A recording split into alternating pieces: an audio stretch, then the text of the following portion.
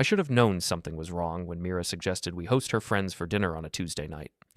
My wife never entertained on weekdays, claimed it interfered with her yoga schedule and meditation apps, but there I was, standing in our granite-countered kitchen, watching 5 women demolish a bottle of Pinot Grigio while I played chef and server like some underpaid caterer. "Reid, honey, could you grab another bottle from the wine fridge?" Mira's voice carried that particular tone she used when she wanted something but didn't want to sound demanding in front of company. Sweet poison wrapped in silk. I'm Reid Trenner, 43 years old, forensic accountant for the IRS Criminal Investigation Division. I spend my days tracking financial criminals who think they're smarter than the system. Numbers don't lie, people do, and I've built a career on proving it. What I couldn't prove, apparently, was that my own marriage was collapsing right under my nose. "Of course, sweetheart." I wiped my hands on the kitchen towel and headed to the wine fridge. Behind me, the conversation continued without missing a beat. "So, anyway," Victoria Chen was saying, Mira's college roommate who'd married a plastic surgeon and never let anyone forget it, "Brad surprised me with a weekend in Napa, just because. No special occasion."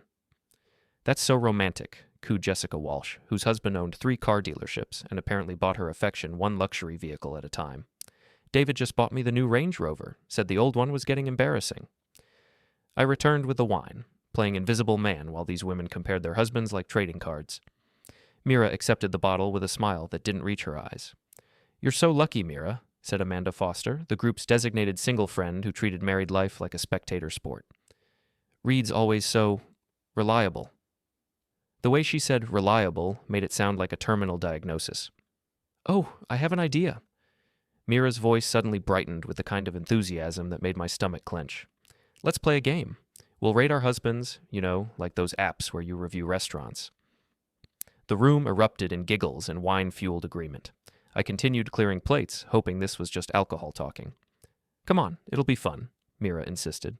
"Honest feedback. We'll use a 10-point scale. Victoria, you go first." Victoria needed no encouragement. "Brad's definitely an 8. Great provider, good in conversation, keeps himself in shape. Points off for his golf obsession and the way he leaves his socks everywhere." "Fair assessment," Jessica nodded sagely. "David's a 7. Generous, successful, but he snores and has 0 fashion sense. I swear he'd wear cargo shorts to a funeral." They went around the circle, dissecting their husbands with surgical precision. Amanda rated her ex-boyfriend retroactively, a generous 6, considering he'd cheated with her yoga instructor. Then all eyes turned to Mira. My wife took a long sip of wine, and I noticed her friends leaning in slightly, like they were waiting for something specific. The anticipation in the room felt orchestrated, rehearsed. "Well," Mira began, her voice carrying an edge I'd never heard before. "Reid's reliable, like Amanda said. He has a steady job, he's responsible with money, he's a good father when the kids actually come around." She paused, swirling her wine. "But honestly, he's become so predictable. Same routine every day, same conversations. He's gained weight, doesn't dress well, never surprises me anymore. And his job, it's stable, but it's not exactly exciting, is it? Auditing tax returns and chasing small-time cheaters." The room had gone quiet except for the hum of our stainless steel refrigerator. "So what's the rating?" Victoria prompted, and I caught something in her voice. Anticipation, maybe even excitement. Mira looked directly at me for the first time all evening. 4 out of 10. The silence stretched for exactly 3 seconds before the laughter started. Not polite chuckles or embarrassed giggles, full-throated laughter that filled our dining room like smoke. Victoria laughed so hard she snorted wine. Jessica doubled over, clutching her stomach. Amanda wiped tears from her eyes. But Mira laughed the hardest. My wife of 18 years threw her head back and laughed like she'd just heard the funniest joke of her life. Like my entire existence was the punchline to some elaborate setup I'd missed. "Oh, honey," she managed between gasps. "You should see your face. It's just a silly game." Just a silly game. 18 years of marriage, 2 children, a mortgage, shared dreams and disappointments, all reduced to a 4 out of 10 rating that sent her friends into hysterics. I set down the serving tray with deliberate care. "Excuse me, ladies. I need to use the restroom." "Take your time," Mira called after me, her voice still bright with amusement. "We'll try to keep the noise down." More laughter followed me down the hallway. I walked past the guest bathroom, past our bedroom, straight to my home office. My hands were steady as I opened my laptop and logged into our banking system. Years of forensic accounting had taught me that financial records never lie, and they certainly don't laugh at you in front of your friends. First, I changed every password we shared: banking, investment accounts, credit cards, streaming services, cloud storage, home security system. Then, I called our bank's 24-hour customer service line and requested immediate freezes on all joint accounts, citing suspected fraudulent activity. As the primary account holder and the one who'd set up all our financial systems, I had that authority. Next, I accessed our smart home system and changed all the door codes, garage remote frequencies, and security settings. I disabled Mira's key fob for the house alarm and her fingerprint access to my home office. The laughter from the dining room continued, occasionally punctuated by Mira's voice. He's probably checking his fantasy football scores or reading tax code updates. More hilarity. I opened our car insurance app and suspended coverage on Mira's BMW, then used the manufacturer's app to disable her remote start and lock functions. Not theft, just inconvenience. I owned both vehicles, and the insurance was in my name. Finally, I drafted a text message, but didn't send it yet. Mira, I've stepped out for some air. Enjoy your evening. We'll talk tomorrow. I grabbed my jacket and walked out the back door, through our side yard, to where I'd parked my Honda Accord on the street instead of the driveway. Call it intuition or paranoia, but something about tonight had felt wrong from the beginning. As I drove away, I could still see the warm glow of our dining room windows, could imagine the women inside, probably already moving on to rating other aspects of their marriages. I wondered if Mira would notice I was gone, or if she'd just assume I was hiding in my office, licking my wounds like a scolded dog. 4 out of 10. The number echoed in my head as I drove toward downtown, toward the 24-hour diner where I could think clearly without the sound of my wife's laughter ringing in my ears. I'd spent my entire career investigating people who thought they were smarter than the system, who believed they could manipulate numbers and hide the truth. But I'd never turned those skills on my own life, never audited my own marriage. Maybe it was time to start. The diner was nearly empty except for a tired waitress and a truck driver working through a stack of pancakes. I ordered coffee and opened my phone, finally sending that text to Mira. Her response came 30 minutes later. "Where did you go? The girls are asking." I typed back, "Getting some air. Don't wait up." Reid, it was just a game. Don't be so sensitive. Just a game. Like 18 years of my life was something to be scored and laughed at over wine and gossip. I finished my coffee and drove home, parking on the street again. The house was dark now, except for the porch light. Mira's friends had apparently left. I sat in my car for a few minutes, watching our bedroom window, seeing the flicker of the television Mira always watched before going to sleep. 4 out of 10. I wondered what she'd rate herself if she knew what I'd just done, what she'd rate the surprise waiting for her tomorrow morning when she tried to access any of our accounts, tried to start her car, tried to get into the house if she'd left without her keys. I smiled for the first time all evening. Sometimes the most devastating audits start with the smallest discrepancies, the tiniest lies that unravel everything once you start pulling the thread. Mira had just given me all the motivation I needed to conduct the most thorough investigation of my career, and unlike her little rating game, this one wouldn't be just for laughs. I woke up at 5:30, same as always, but instead of my usual routine of coffee and financial news, I sat at my kitchen table with a legal pad and began documenting everything I could remember about the previous evening. In forensic accounting, we call it establishing a timeline. Every detail matters, especially the ones that seem insignificant. Mira's alarm wouldn't go off for another hour. I'd disabled her phone's connection to our Wi-Fi network around midnight, which meant her backup alarm app wouldn't work either. Small inconveniences, but they'd add up quickly. I was on my second cup of coffee when I heard her stirring upstairs. Then came the sound of her trying to turn on the bedroom television. I'd removed our streaming accounts from all the smart TVs. Next would be her attempt to check her phone, followed by growing frustration as she realized nothing was working properly. "Reid?" Her voice carried down the stairs, confused but not yet alarmed. "Is the internet down?" I didn't answer. Instead, I continued writing my timeline, noting how she'd looked directly at me when she delivered that 4 out of 10 rating, how her friends had leaned in like they were expecting it, how quickly the conversation had moved on afterward, like they'd accomplished exactly what they'd come to do. Footsteps on the stairs, faster now. Mira appeared in the kitchen wearing her silk robe and an expression I'd never seen before, uncertainty mixed with the first hints of panic. "The Wi-Fi isn't working," she said, "and my car won't start. The key fob isn't responding." I looked up from my legal pad. "That's strange. My internet is working fine." I gestured to my laptop, which was indeed connected and functioning perfectly. "Well, mine isn't. Can you look at it?" I'm not tech support, Mira. Maybe call someone who specializes in that sort of thing. She stared at me like I'd spoken in a foreign language. In 18 years of marriage, I'd never refused to help her with anything technological. I was the one who set up all our systems, managed all our accounts, handled anything more complicated than turning on a light switch. What's wrong with you this morning? Nothing's wrong with me. I'm just not feeling particularly helpful today. The word hung in the air between us. Helpful, one of the many synonyms for reliable that she'd used to damn me with faint praise the night before. Mira's phone buzzed with a text. She frowned at the screen. It says I have insufficient funds to pay for my yoga class. That can't be right. Probably a bank error. You should call them. Reid, what is going on? I closed my legal pad and looked at her directly. I'm conducting an audit. A what? An audit. Of our marriage, our finances, our living situation. I realized last night that I've been accepting certain assessments without proper documentation, so I'm gathering data. She sat down across from me, and I could see her trying to process this new version of her predictable, reliable husband. You're scaring me. Am I? That's interesting. I wasn't aware I had that capability. According to last night's evaluation, I'm boring, predictable, and generally unremarkable. Hardly the type to inspire fear. It was just a silly game, Reid. You're overreacting. Actually, I don't think I'm reacting enough. See, when someone rates your entire existence as below average in front of an audience, it makes you wonder what other assessments might be inaccurate. My phone rang. The caller ID showed Veda Tallerin, Mira's childhood friend who lived in Chicago and rarely called our house.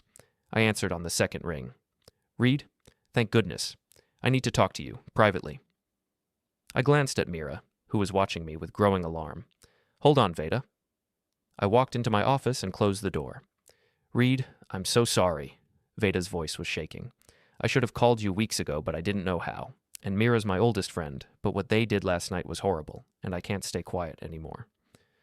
Who did, Veda? The rating thing. It wasn't spontaneous. Mira planned it. She's been talking about it for weeks, practicing what she'd say. She wanted to humiliate you in front of witnesses. My hand tightened on the phone. Why? Because she's leaving you, Reid. She's been planning it for months. The rating game was supposed to be evidence that you're emotionally unavailable and controlling. She's been building a case. The room seemed to tilt slightly. A case for what? Divorce. And she wants primary custody of the kids and the house? Her lawyer told her she needed to establish a pattern of your behavior, so she's been setting you up, getting you to react badly to things, then documenting it. I thought about our recent arguments, the times Mira had seemed to push my buttons deliberately, then acted hurt when I got frustrated. The times she'd mentioned my reactions to her friends, always painting herself as the reasonable one. There's more, Veda continued. She's been having an affair, some guy named Jace from her work. They've been meeting every Thursday for months. Thursday nights, Mira's standing yoga class that always ran late. Her girls' nights that never seemed to include any of the friends I knew. The pieces clicked into place with the satisfying precision of a balanced ledger. Veda, I need you to send me everything. Texts, emails, anything that proves what you just told me. I can't. She's my friend, and she stopped being your friend the moment she decided to destroy my life for her convenience. And if you don't help me, you'll be complicit in fraud. Silence on the line. Then, what kind of fraud? The kind where someone systematically deceives their spouse while planning to steal half their assets and their children. Send me what you have, Veda. Tonight. I hung up and sat in my office chair, staring at the wall where Mira and I had hung our wedding photo 19 years ago. We looked so young, so confident that we'd figured out something most people missed. A knock on my office door. Reid, who was that? Work call. I opened the door to find Mira still in her robe, but now she was holding her purse and car keys. Going somewhere. I'm calling an Uber to take me to the bank. Something's wrong with our accounts, and I can't get anyone on the phone. That's because the accounts are frozen pending a fraud investigation. Her face went white. What fraud investigation? The one I initiated last night when I noticed suspicious activity. Multiple unauthorized access attempts, unusual spending patterns, potential identity theft. Standard protocol is to freeze everything until it can be sorted out. You can't freeze our joint accounts without telling me. Actually, I can. I'm the primary account holder, and I have fiduciary responsibility to protect our assets if I suspect fraudulent activity. It's all very legal and proper. She stared at me like I'd grown a second head. This is insane. You're acting crazy. Crazy? That's interesting. Yesterday I was boring and predictable. Today I'm crazy. It's almost like your assessment of me changes based on how well I'm serving your purposes. I want you to unfreeze the accounts. Right now. I'll be happy to do that once the investigation is complete. Should take a few days, maybe a week. Mira's composure finally cracked. What investigation? There's no investigation. You're making this up because your feelings got hurt. My feelings? I stood up and walked past her into the kitchen, where I poured myself another cup of coffee with deliberate calm.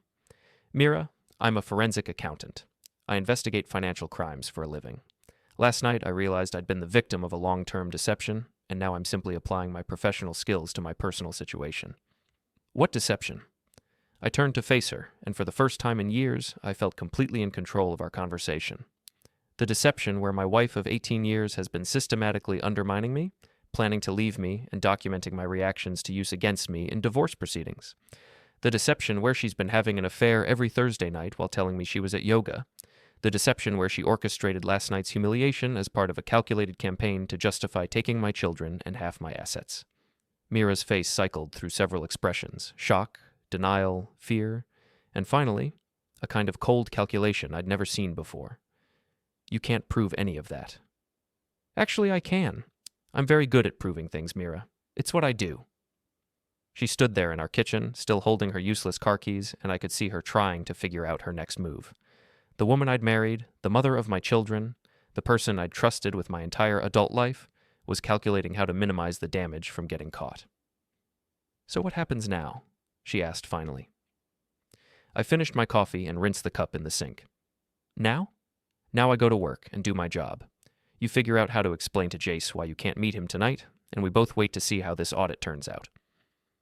I grabbed my briefcase and headed for the door, leaving Mira standing in our kitchen, surrounded by all the things that no longer worked the way she expected them to. 4 out of 10, I thought as I drove to work. Let's see how she rates the next few days. My office at the IRS Criminal Investigation Division occupies the 3rd floor of a federal building that looks exactly as exciting as you'd expect. Gray concrete, fluorescent lighting, and the perpetual smell of burnt coffee. But today, walking through those doors felt like entering a command center. I had a marriage to audit, and I was very good at my job. My partner, Detective Sarah Chen, no relation to Victoria from last night's dinner party, was already at her desk when I arrived. Sarah worked the law enforcement side while I handled the financial forensics. We'd been partners for 6 years, and she had a talent for reading people that complemented my ability to read numbers.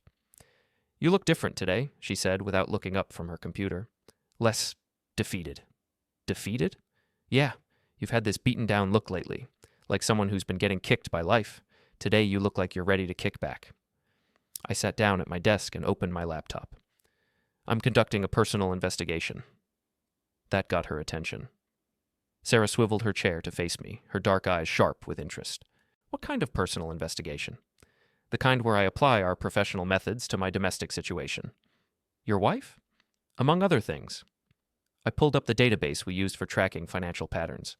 Sarah, hypothetically, if someone wanted to establish a pattern of emotional abuse for divorce proceedings, what would that look like? She leaned back in her chair. Hypothetically, they'd need documentation, witnesses, evidence of controlling behavior, financial manipulation, isolation from friends and family. They'd want to show escalation over time. And if they couldn't find actual evidence, they'd create it, provoke reactions, then document them, make the victim look unstable or dangerous. She paused. Reid, are we still talking hypothetically? Before I could answer, my phone buzzed with a text from an unknown number. This is Veda. I'm sending you what I have. I'm sorry. A series of screenshots followed. Text messages between Mira and her sister Lara Vartan, planning last night's dinner. Messages between Mira and someone named Jace Arnell, arranging meetings. Most damaging of all, a group chat between Mira, Lara, and Victoria discussing Operation Husband Rating, and how to make sure I reacted badly enough to justify Mira's divorce plans. I showed the screenshots to Sarah, who read them with the same expression she wore when reviewing evidence in our criminal cases. Your wife is building a case against you, she said finally. This is premeditated character assassination. That's what I thought. I forwarded the screenshots to my personal email, then started cross-referencing dates and times. Look at this pattern. I pulled up a calendar and began marking the dates from Mira's messages to Jace. Every Thursday for the past 6 months, plus several weekend meetings when I'd been traveling for work. Classic affair pattern, Sarah observed, Regular schedule, consistent duration, always when you're unavailable to check up on her. And look at this. I showed her the messages about documenting my behavior. She's been deliberately provoking arguments, then telling her friends I'm controlling and unpredictable. Sarah shook her head. Reid, this isn't just infidelity. This is systematic fraud. She's planning to steal half your assets based on false claims. Can you help me document this properly? Officially? No, this isn't a federal case. She grinned. Unofficially? I know someone who might be interested in your wife's friend group. What do you mean? Victoria Chen, plastic surgeon's wife, right? Lives on Maple Ridge Drive? I nodded. She's been on our radar for unreported income, cash payments for some kind of consulting business she never declared. And Jessica Walsh, her husband's car dealerships have some interesting discrepancies in their sales reporting. I stared at her. You're kidding. I never kid about tax fraud, Reid. These women live in expensive houses and drive luxury cars, but their reported incomes don't match their lifestyles.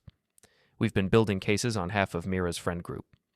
A plan began forming in my mind. Sarah, what would happen if someone filed anonymous tips about unreported income? Anonymous tips get investigated, especially when they come with specific details about amounts, dates, and methods of concealment. And how long do those investigations take? Depends on the complexity. Simple unreported income, we can have audit letters in the mail within 72 hours. I spent the rest of the morning doing what I do best, following the money. Victoria's Instagram showed designer handbags and jewelry that cost more than most people's cars, but her tax returns showed minimal income from her life coaching business. Jessica posted photos from European vacations twice a year, but her husband's dealerships reported losses for the past 3 years. Amanda Foster, the single friend, had been claiming her expensive condo as a business expense for her consulting work, but her social media showed it was clearly her primary residence. By lunchtime, I had enough documentation to keep the IRS busy for months. You're really going to do this? Sarah asked as I prepared the anonymous tip forms. They laughed at me, Sarah. They sat in my house, drank my wine, ate my food, and laughed at my entire existence. Then they planned to use it against me in court. And your wife? My wife rated our 18-year marriage as below-average entertainment for her friends. She's been planning to leave me for months while pretending everything was fine. She's stolen my time, my trust, and she was planning to steal my children and my assets. I submitted the forms electronically. Within an hour, I received confirmation numbers for investigations into Victoria Chen, Jessica Walsh, and Amanda Foster. 72 hours? I asked Sarah. Maybe less. We're efficient when we have good documentation. I drove home that evening with a sense of anticipation I hadn't felt in years. Mira's BMW was still in the driveway. Apparently she'd never figured out how to get it started. I found her in the living room, laptop open, surrounded by papers. How was your day, honey? I asked pleasantly. She looked up with red-rimmed eyes. I've been trying to reach our bank all day. They keep transferring me to different departments, and no one can tell me anything about this fraud investigation. That's frustrating. Did you try explaining that you need access to buy groceries and pay bills? Of course I did. They said all account activity has to be approved by the primary account holder pending resolution of the investigation. Well, I'm sure it will get sorted out soon. I loosened my tie and sat down across from her. How's your car situation? I had to take an Uber to the BMW dealership. They said there's nothing wrong with the car, but the key fob isn't synced properly. They want to charge me $300 to reprogram it. $300? That seems excessive for a simple programming issue. Reid, stop playing games. You did something to my car, didn't you? I met her eyes with the same expression I used during criminal interviews. Neutral, professional, slightly curious. Mira, are you accusing me of sabotaging your vehicle? I'm not accusing you of anything. I'm asking you directly. And I'm telling you directly that your car problems are probably related to the same system vulnerabilities that triggered the fraud investigation. Everything's connected these days. Banking, vehicles, home security. When one system gets compromised, it affects everything else. She stared at me for a long moment. You're lying. Am I? That's a serious accusation. Do you have evidence to support it? Evidence? Reid, we're married. We don't need evidence to talk to each other. Actually, I think evidence is important in any relationship. It prevents misunderstandings and false accusations. My phone buzzed with a text. I glanced at it and smiled. Oh, that's interesting. What? Victoria just texted. Apparently she received some kind of letter from the IRS today, something about an audit of her business income. She's asking if I know any good tax attorneys. Mira's face went pale. What kind of audit? I don't know. She just says it's urgent and she's panicking. Poor thing probably made some innocent mistake on her tax returns. You didn't what, Mira? Nothing. I need to call her back. Of course. I'll be in my office if you need anything. I went upstairs and closed my office door, then opened my laptop to check the status of my anonymous tips. All 3 investigations had been expedited and assigned to field agents. Victoria, Jessica, and Amanda would all receive audit notifications within 48 hours. My phone rang. Veda again. Reid, I sent you everything I have, but there's something else.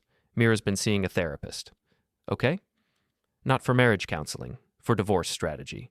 The therapist has been helping her document your behavior and plan her exit strategy. She's been recording your conversations. Recording them how? Phone app. She's been leaving her phone running during your arguments, then sending the recordings to her lawyer. I thought about our recent fights, how Mira had seemed to push certain topics, how she'd always had her phone nearby. Veda, do you have proof of this? She showed me some of the recordings. Reid, they're edited. She cuts out the parts where she provokes you and keeps only your reactions. It makes you sound unstable. Worse than that, it makes you sound dangerous.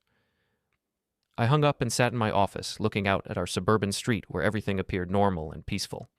Neighbors walking dogs, kids riding bikes, families living their ordinary lives while mine disintegrated with mathematical precision. Mira had been playing a long game, and she'd almost won. But she'd made one crucial mistake. She'd tried to manipulate someone who understood manipulation better than she did. My phone buzzed with another text, this one from Jessica Walsh. Reid, did Victoria tell you about her IRS problem? I just got a similar letter. Is there something going around? I texted back. Sorry to hear that. Probably just routine audits. I'm sure everything will work out fine. Then I opened my laptop and began researching Jace Arnell.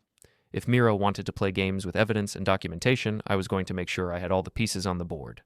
The audit was just beginning. 3 days later, I was sitting at my kitchen table at 11 p.m., surrounded by printed emails, bank statements, and a legal pad covered with timelines, when Mira finally came home. She'd been staying at her sister Lara's house since Tuesday, claiming she needed space to think, while our accounts were frozen. What she really needed was a place to plan her next move without me watching. We need to talk, she said, dropping her purse on the counter with the kind of dramatic emphasis that suggested she'd been rehearsing this conversation. Of course. Would you like some coffee? I just made a fresh pot. She stared at me like I'd offered her poison. Reid, what did you do to my friends? I'm not sure what you mean. Victoria, Jessica, and Amanda are all being audited by the IRS, all at the same time. That's not a coincidence. I looked up from my papers with genuine curiosity. Really? All 3 of them? That does seem unusual. You reported them, didn't you? Mira, I'm a forensic accountant, not an IRS field agent. I don't have the authority to initiate audits. But you could file complaints. Anyone can file complaints. If you suspect tax fraud, you have a civic duty to report it. I gestured to the chair across from me. Please, sit down. We do need to talk. She remained standing, arms crossed, trying to maintain the high ground. My friends are innocent. They're being harassed because of you. Are they innocent? Because from what I understand, Victoria's been running a cash-based life coaching business for 3 years without reporting the income. Jessica's been helping her husband hide revenue from his dealerships, and Amanda's been claiming personal expenses as business deductions. How could you possibly know that? Social media is remarkably revealing when you know what to look for. Your friends post about their lifestyles constantly, but their reported incomes don't match their spending patterns. It's basic financial forensics. Mira finally sat down, but perched on the edge of the chair like she might need to run. You're destroying their lives over a stupid party game. Actually, I'm not destroying anything. If they've been honest on their tax returns, the audits will confirm that and they'll be fine. If they haven't, I shrugged. Then they destroyed their own lives by committing federal crimes. This is about revenge. No, Mira, this is about truth. I slid a stack of papers across the table. Speaking of which, we should discuss these. She glanced at the papers and her face went white. Phone records showing her calls and texts with Jace Arnell, credit card statements showing charges at restaurants and hotels on days when she'd told me she was working late, screenshots of the group chat where she'd planned my humiliation. Where did you get these? Does it matter? The question is whether they're accurate. You've been spying on me. I've been investigating discrepancies in our household accounts and discovering evidence of fraud. There's a difference. She picked up the phone records with shaking hands. This is illegal. You can't access my private communications. Actually, I can. We have a joint phone plan, and I'm the account holder. But more importantly, these communications involve the planned theft of marital assets, which makes them evidence of a crime. I wasn't stealing anything. You've been systematically documenting false evidence to use against me in divorce proceedings. You've been having an affair while claiming our marriage is solid. You've been planning to take primary custody of our children and half our assets based on fabricated claims about my behavior. I met her eyes. In legal terms, that's fraud, adultery, and conspiracy.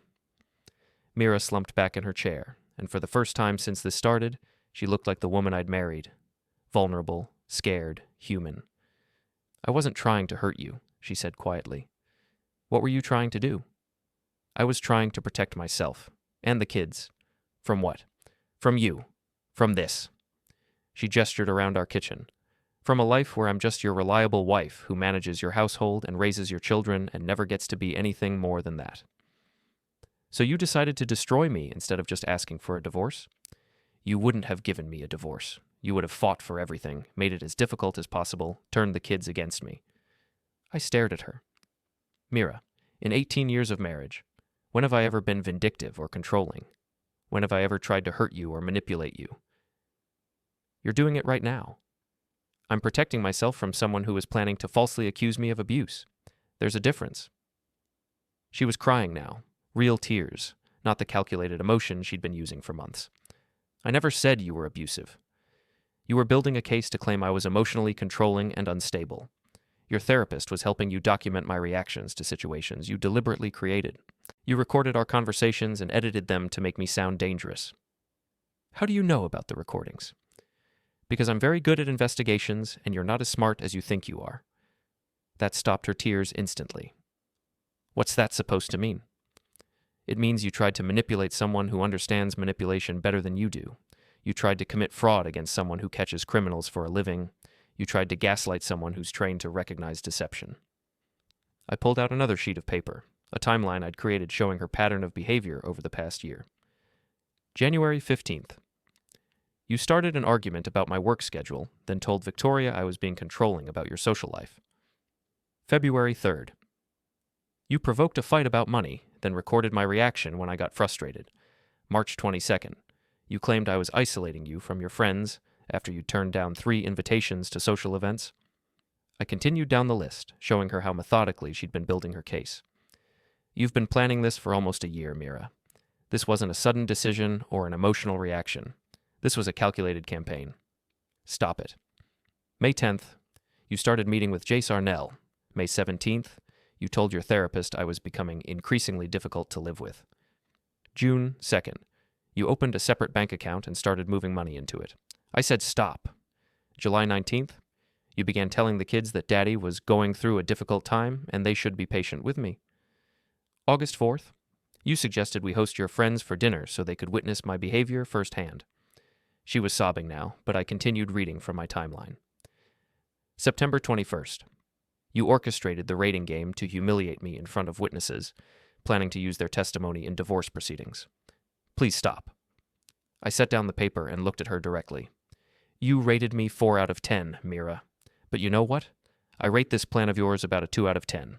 It was sloppy, obvious, and you left evidence everywhere. What do you want from me? I want you to sign these. I slid a folder across the table. Divorce papers. I'm keeping the house, the cars, and primary custody of the kids. You get your clothes, your personal items, and whatever money was in your secret account. You can't do that. Actually, I can.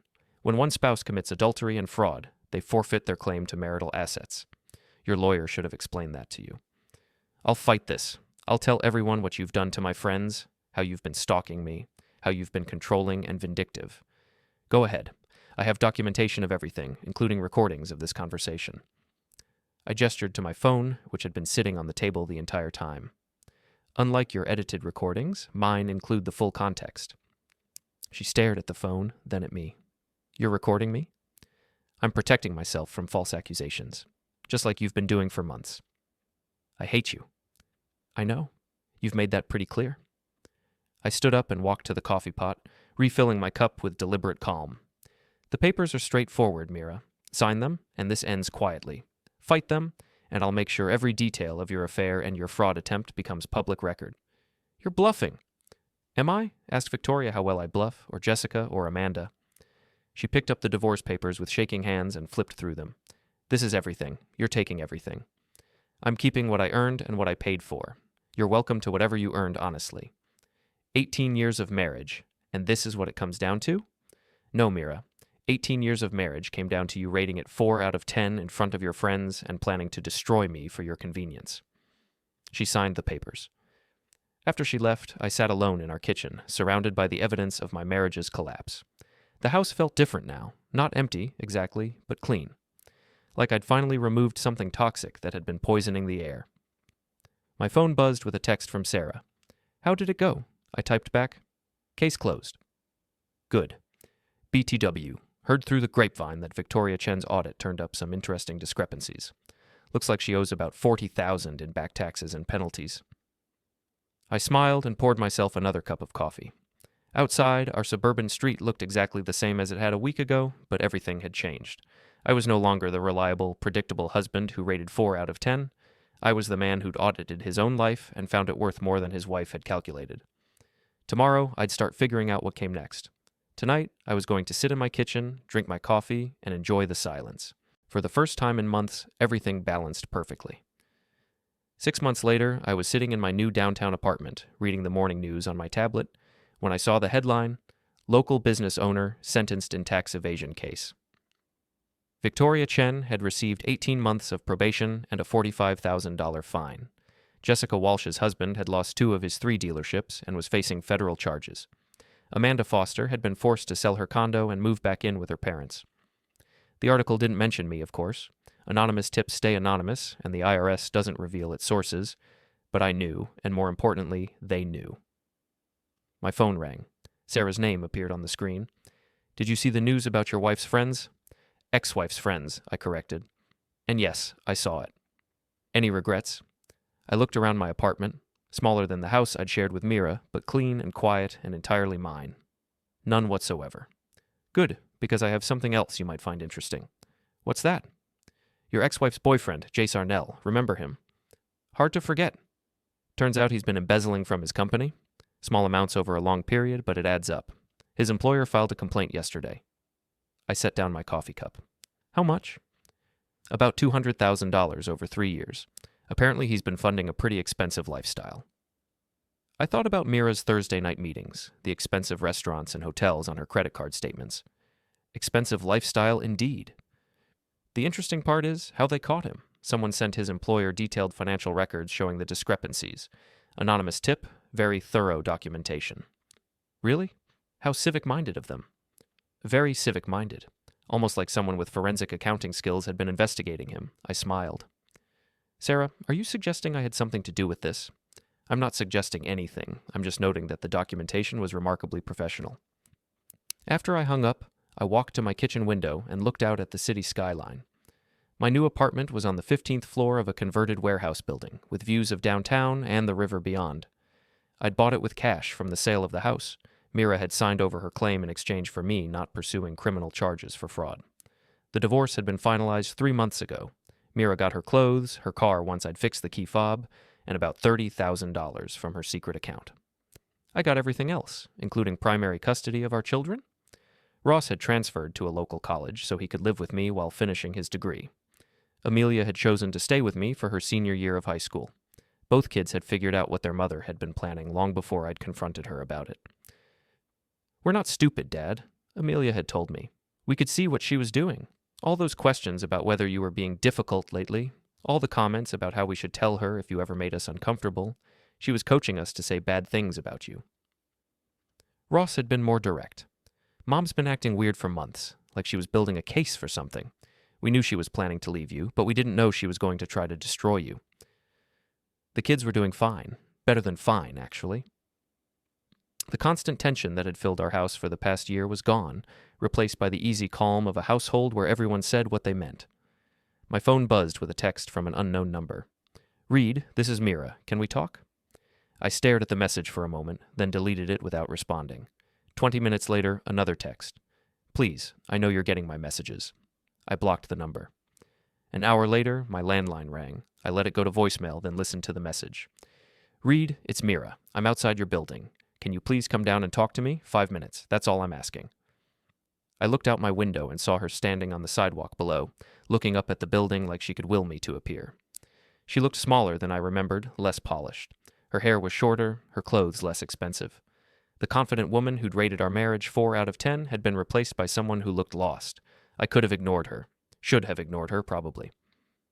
But curiosity got the better of me. I took the elevator down to the lobby and walked outside. Mira was sitting on a bench across the street, and when she saw me, she stood up quickly, almost desperately. Thank you for coming down. You have 5 minutes. I wanted to apologize. Okay. That's it? Just okay? Mira, what do you want from me? Forgiveness? Reconciliation? A chance to explain why you tried to destroy my life? I want you to understand that I never meant for things to go so far. You recorded our conversations and edited them to make me sound dangerous. You planned to take my children and half my assets based on false accusations. How much further could things have gone? She looked down at her hands. I was scared. Of what? Of being nobody. Of being just Reid Trenner's wife for the rest of my life. Of never being anything more than that. So you decided to become Reid Trenner's lying, cheating ex-wife instead? I made mistakes. You committed crimes, Mira. There's a difference. I know, and I'm paying for them. I looked at her more carefully. She was thinner than she'd been 6 months ago, and there were lines around her eyes that hadn't been there before. How's Jace? Her face crumpled. He's gone. Arrested last week for embezzlement. Turns out he was stealing money from his company to pay for our relationship. I'm sorry to hear that. Are you? Really? I'm sorry that you tied your future to someone who turned out to be a criminal, but I'm not sorry that he's facing consequences for his actions. Did you turn him in? I met her eyes directly. Mira, I didn't need to turn him in. Men like Jace always get caught eventually. They're not as smart as they think they are. Like me? Like you. We stood there in silence for a moment, two people who'd once promised to love each other forever, now separated by lies and betrayal and the wreckage of 18 years. The kids won't talk to me, she said finally. Can you blame them? I'm their mother. You're the woman who tried to manipulate them into testifying against their father. They figured that out, Mira. They're not stupid. I never wanted to hurt them. But you were willing to hurt them if it served your purposes, just like you were willing to hurt me. What can I do to fix this? Nothing. There's nothing you can do. There has to be something. I looked at this woman who'd shared my bed and my dreams and my daily life for nearly 2 decades and felt nothing but a distant kind of pity. Mira, you rated our entire marriage as 4 out of 10. You laughed about it with your friends. You planned to destroy my reputation, take my children, and steal my assets. You recorded me without my knowledge and edited the recordings to make me sound dangerous. You had an affair for months while pretending everything was fine. I paused, making sure she was listening. There is no fixing this. There is no going back. There is no second chance. You made your choices, and now you get to live with the consequences. So that's it? 18 years, and that's it? 18 years ended the night you decided to humiliate me for your friend's entertainment. Everything since then has just been paperwork. I turned to walk back into my building. Reid, wait. I stopped but didn't turn around. How do you rate it now? Our marriage, I mean. Now that it's over, how would you rate it? I looked back at her over my shoulder. 0 out of 10, Mira. It gets a 0. I went back upstairs to my apartment, made myself another cup of coffee, and sat down at my kitchen table with the morning paper. Outside my window, the city continued its daily business. People going to work, living their lives, making their choices, and dealing with their consequences. My phone buzzed with a text from Ross. Dad, Amelia and I want to take you out for dinner tonight. Celebration. What are we celebrating? I texted back. Your new life. I smiled and typed, sounds perfect. For the first time in months, I felt like I knew exactly what my rating would be. 10 out of 10,